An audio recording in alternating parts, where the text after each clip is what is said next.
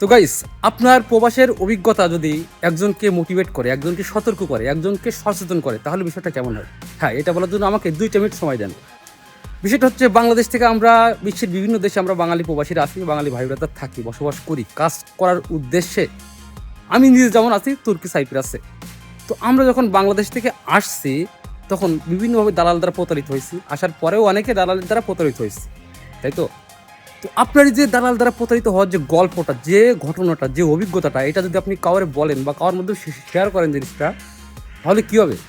সে তার থেকে কিছুটা মোটিভেট হবে, কিছুটা সতর্ক হবে, কিছুটা সচেতন হবে। কারণ একটাই, কারণ তার এই বাস্তব অভিজ্ঞতা তার নাই।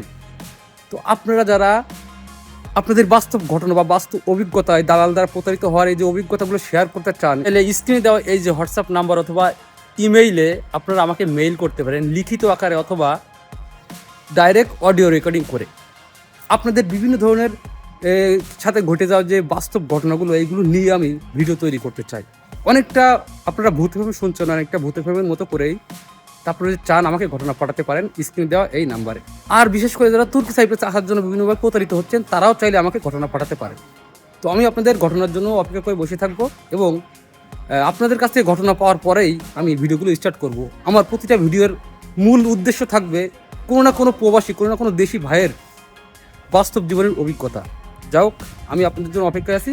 আপনারা ঘটনা পাঠালে আমি ভিডিওগুলো স্টার্ট করব। সব কিছু মিলে আল্লাহ হাফেজ, বাই বাই।